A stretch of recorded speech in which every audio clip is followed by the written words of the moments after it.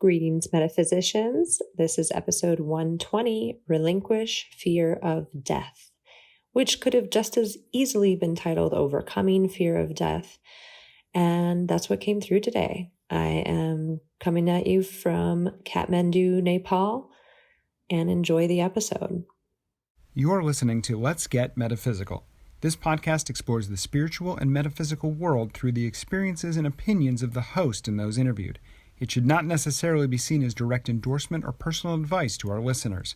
We encourage you to use your own discernment, judgment, and intuition regarding anything you learn from this show. Let's get meta.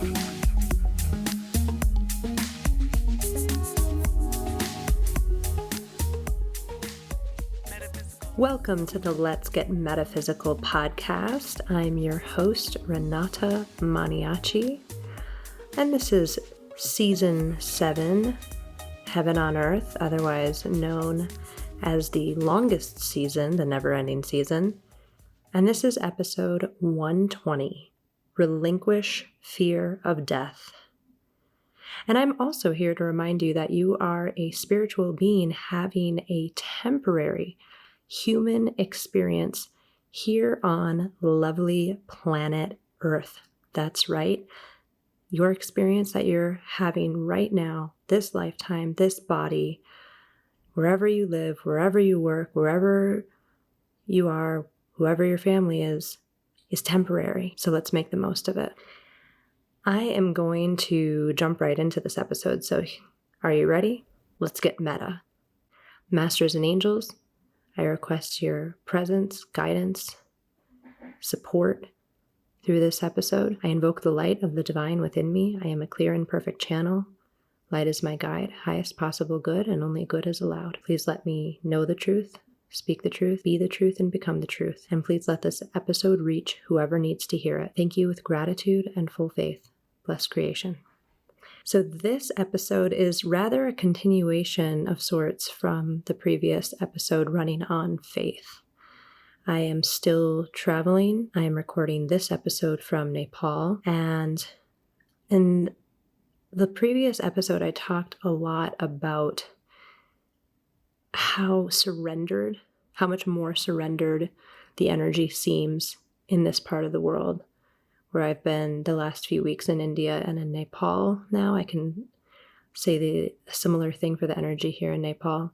And of course, as a reiteration, all of these are obviously my personal experiences and my observations and nothing more. But I've had a few interesting experiences since being here that were building off of my time in India that I want to talk about this topic of this very human thing, which is fearing death. We have fear of death and dying. At least many, if not most, humans around the planet do.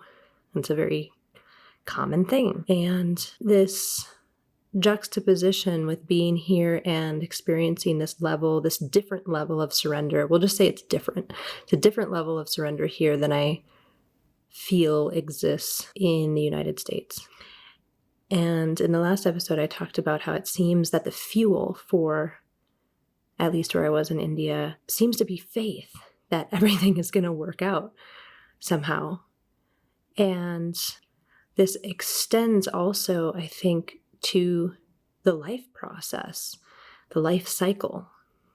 I had the beautiful experience of being able to visit Varanasi, which is a renowned place for people to bring their family members who have passed and to have these people either die in Varanasi, which is said to be a very good thing, and also to be cremated and let loose in the Ganges River, the Ganga. So this is a tradition that's happened in Varanasi they don't even know when it started. It's been happening for so long. And so why do I bring this up?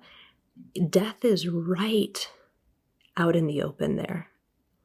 And it's not like it's the only place that has public cremation. There's a lot of places in India, in Nepal, and probably other areas that have this. And it's interesting because in the States, in the West, we would never see bodies being burned while you were visiting a temple or walking around town or strolling along a river. But it's part of life. It's part of the life cycle. It's part of literally every day, every hour, every minute even, especially in Varanasi. But even here in Kathmandu, I visited the main Hindu temple here, which is also a very famous temple, Pajnupatinath. Forgive me if I'm not saying it correctly, but also cremations are happening there daily along that river right behind the temple as well. And so you're a child, you're an adolescent, you're an adult, and you live here, this is normal. And so you see this part of the life cycle your whole life. From an early age, you're seeing cremation happen. And so how must that affect your fear of death or not? Maybe it seems likely that it might, being so close and so personal with this cycle of life, being able to see it all the time, you'd think that maybe you would be less afraid of it and accept it more as just a natural thing when somebody dies, or even your own mortality. That's the sense that I get being here. Again, only my observations. But it's been an interesting thing to witness because I have this firm belief now, and I did not always have this belief, but now I very much feel that when I die, it will be the exact perfect time, and I won't go a moment sooner or a moment later. And that's my personal belief system, and I believe that for everyone, no matter how they die, whether is it natural causes, accidental, illness, anything. That is where I am at right now in my incarnation. That is my belief. So you die of a disease, that was on your life path. That's how I feel about it. And anything else, car accident, natural causes, old age, everything. However, being human, there is still, I'm observing in myself, this fear of death occasionally in certain situations. And I'm going to share an experience I had here in Nepal over the past week, or last week when I got here. But I wanted to start off by sharing the times in my life where I was truly scared for my life or thought I was going to die. Because I was thinking about doing this episode, and it just got me thinking, well, when was the first time I ever thought I might die? And is that a normal thing? For those of you listening, have you ever been in a situation where you thought you for sure were like, oh, I'm going to die? Like a dangerous situation, a car accident, a whatever. And you had this thought process go through, like, I'm going to die. Because maybe not everyone has had that. I have had that 3 times in my life. The first time, incidentally, was the first time I was in India 17 years ago.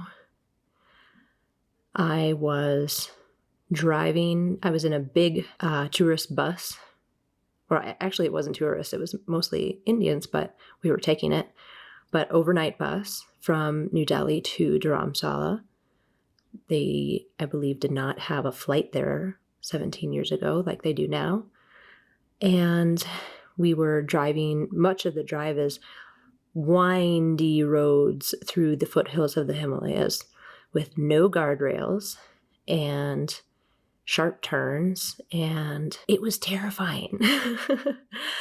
I remember looking out the window before it got dark, and you can look straight down because the roads are narrow.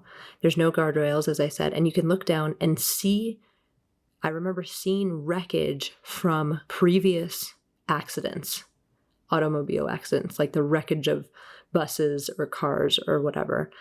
And something in me just snapped, and two things happened. One, I absolutely was positive that I was going to die. And number two, it's the first time I became motion sick in my life. And that has stayed with me to this day. I have that bus ride to thank in India 17 years ago to thank for me being motion sick when I'm on similar roads like that.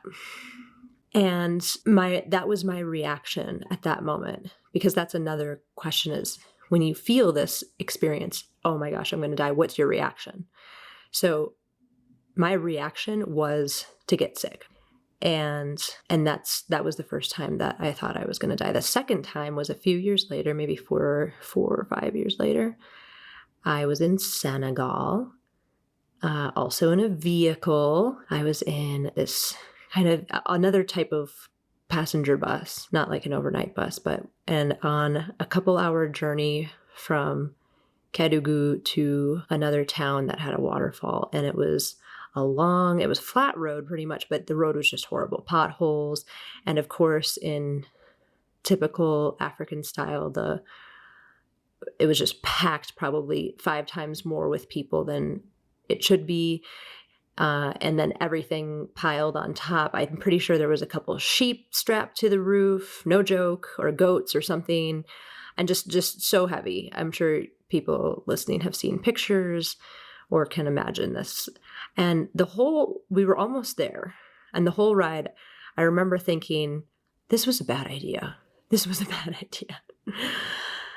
And we were probably another 5-minute drive, maybe 15-minute walk away from our destination. And we hit a pothole, and kind of just like in slow motion, the whole vehicle just fell onto its left side. And luckily, everyone was fine. It was just it wasn't a fast thing. It was like, oh, and we're tipping over now, kind of. But everyone just like swarmed out. Everyone swarmed out and grabbed their stuff and just continued on foot. And we got there in another 15 minutes. But that was a moment, as that was happening, I was like, oh my gosh, we're going to die.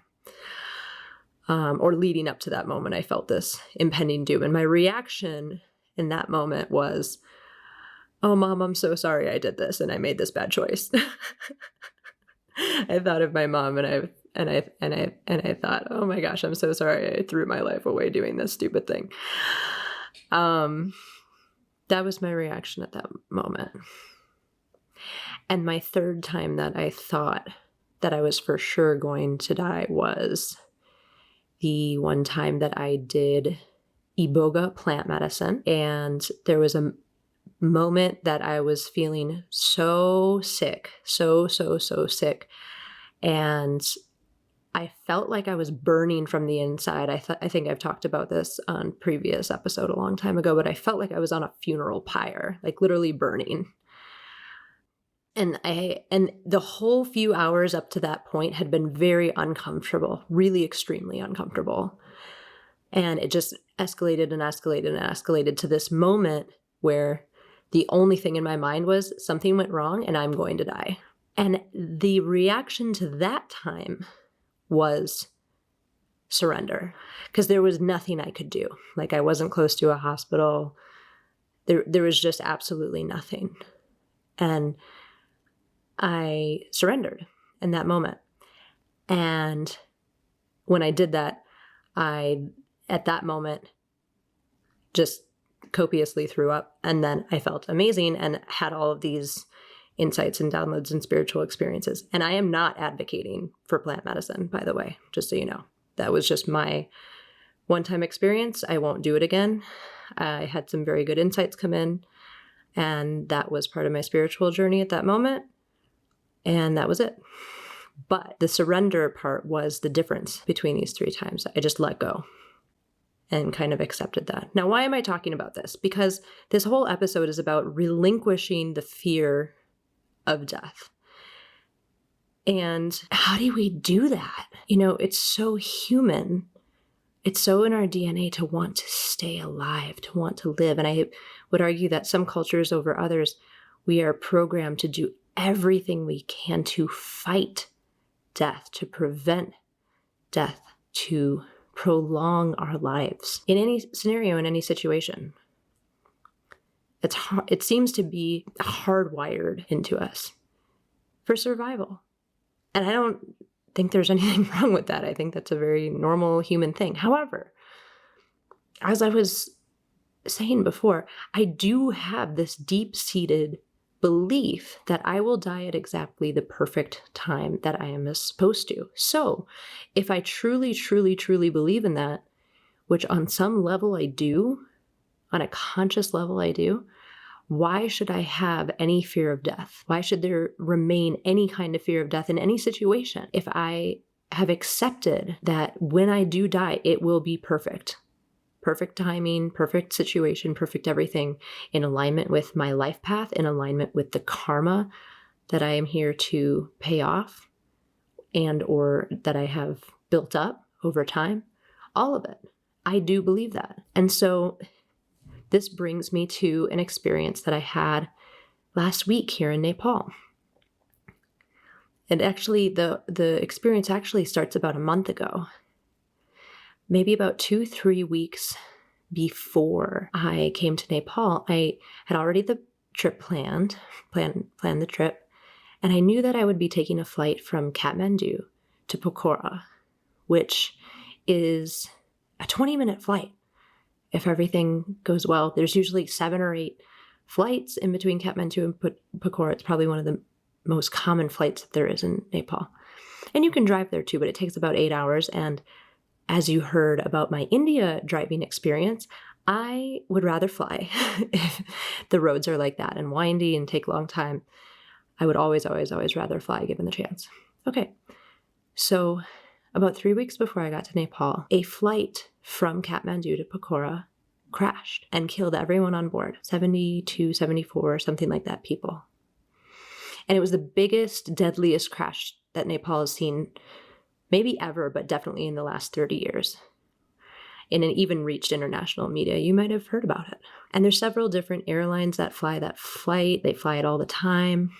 And they're still investigating what happened, what went wrong. Was it weather?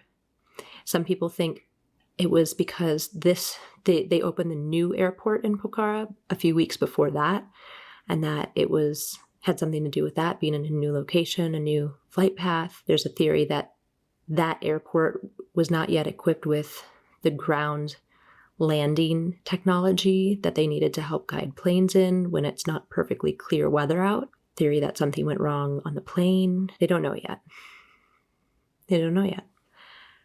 And, another interesting tidbit about this crash is that the co-pilot was a woman whose husband, about 17 years ago, or 12 years ago or something, also died in a crash. Her husband, the pilot, also died in a plane crash. And then she decided to go to flight school after that and become a pilot herself. And as co-pilot, this flight landed. It was her last flight before she made pilot, like captain, instead of just co-pilot. I mean, that's just a really interesting incident. But anyways, so I knew when I heard this news that I'm taking that exact flight. Different airline, same flight. And I knew, even when I heard and read about the crash and everything, that my flight was going to be fine. It was going to be safe. It was going to land. I just knew that internally. But then I get to Nepal. We go to the airport the day of the flight. And the Pokhara airport is closed at that moment due to weather. They didn't have fully clear conditions, so they closed the airport. Which, by the way, it's not like it was blizzarding or snowing or raining or anything. It was just hazy. And there were clouds above the airport. Now, there's thousands of airports around the world, and clouds would not close those airports, right? And so I'm thinking, whoa, like the whole airport closes down for a couple of clouds. That's scary. Like, what's going on at that airport that you can't land if it's a little bit cloudy out? And it's not a precarious place like in the mountains. It's in the valley, and there's plenty of airspace around. Like there is more dangerous places, like Lukla, for example. That's the airport closest to Mount Everest. That's way more dangerous location than Pokhara is. And I'm from Wisconsin, where I've literally taken off in snow blizzards before, and it's no big deal. Green Bay, Wisconsin, just definitely been in a snowstorm while taking off. No big deal. So airport is closed due to like weather, which is clouds. And so then I start thinking, right? Then the human brain starts going, like, what? Okay. Well, they're being safe for sure. That's good. And then, time passes. I think about 2.5 hours later, the airport opened, the flight started going, and 2 other Pokhara flights left before us and landed. And so we got on our flight. And again, remember, 20 minutes from takeoff to touchdown. And so, and again, I knew just in the way that things, right, intuitively, that this flight is going to land, it's going to be fine. Yet we get up in the air and we're going, and 20 minutes goes by and we're not landing, and 30 minutes goes by and we're not landing, and we're circling now, and 40 minutes goes by and we're still circling, and the fear just builds, right? This is someone who believes that they will die exactly when they're supposed to, and also has seen intuitively that the plane lands safely. Yet the fear is still there. And so I started making requests, as I do. Masters and angels, I request that you eliminate all fear from my body, cells, and fluids, from my mind. And I just kept saying that in my head over and over for these guides, these angels, to remove my fear of death. And I think it worked on some level, but I don't think that human hardwired fear is fully gone yet. And it just got me thinking, it's just so interesting. All of these things, just, you can believe all this stuff and you can see the outcome and still have this fear. And eventually we landed safely, and both me and the person I was with were relieved.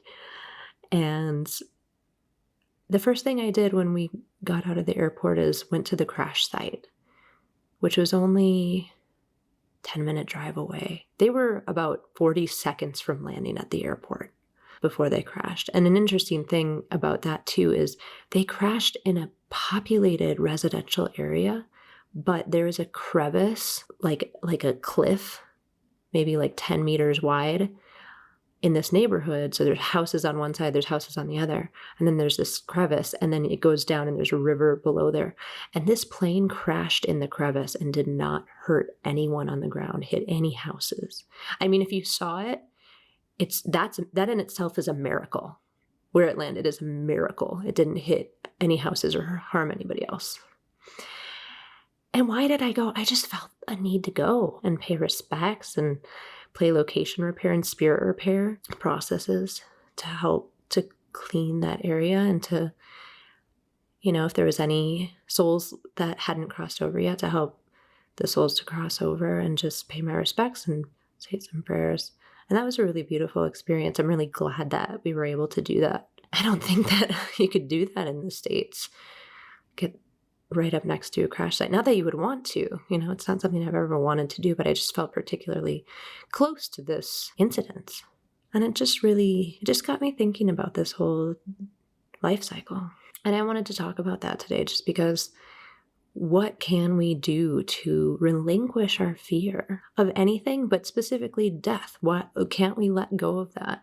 Can we trust God, the universe, ourselves, our soul, our life path, our purpose enough, truly, on all levels, especially the subconscious level and the DNA level and all the human levels? Can we trust in our process enough to really just surrender and let go, and to not even hold that fear?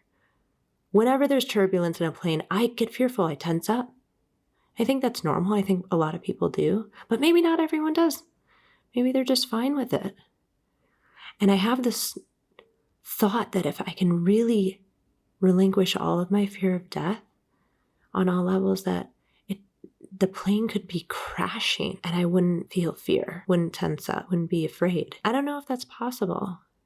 I think it must be on some level, to be so surrendered and to have so much faith, not even faith that you'll live, faith that whatever happens is perfect, that whatever happens is sanctioned for you and all the other people around you in that case. You know, there's thoughts that when a plane goes down and everyone dies like it did, like the flight that I just referred to, that all of those people, for whatever reason, had death karma, had the karma to die at that time. And so the universe arranged for all of them to be on that flight and that the flight would go down.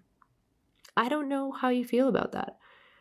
I don't exactly know how I feel about that, but if the universe is that efficient and coordinated, I mean, we really don't have to worry about anything. If there truly are no coincidences, no accidents, and everything is divinely perfect on levels that we cannot even fathom. We can't even fathom that. How could the universe, if that's true, how could the universe possibly coordinate these 72 people all having death karma for that exact time and that happening and all of it being perfect and them going on to whatever next experience, next lifetime, because they needed to exit at that moment for whatever reason? I like to think that that's how the universe works. I don't think I'll see it until I pass from this lifetime, when we go back to knowing it all and remembering it all and seeing it all.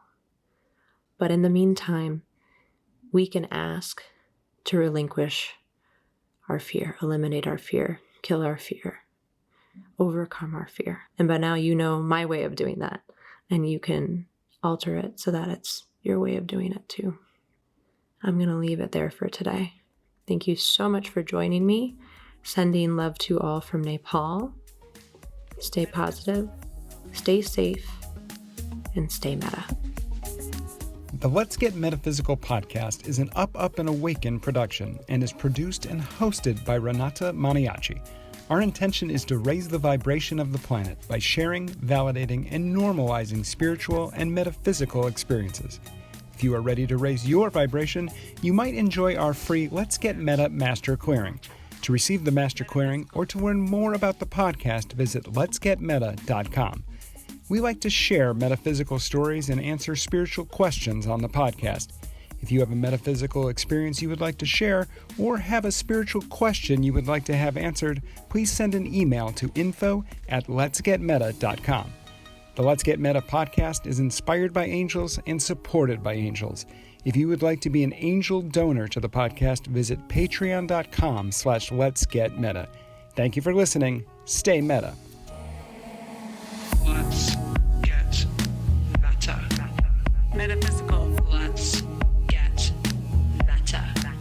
Metaphysical. Let's get meta. Metaphysical. Let's get meta. Metaphysical.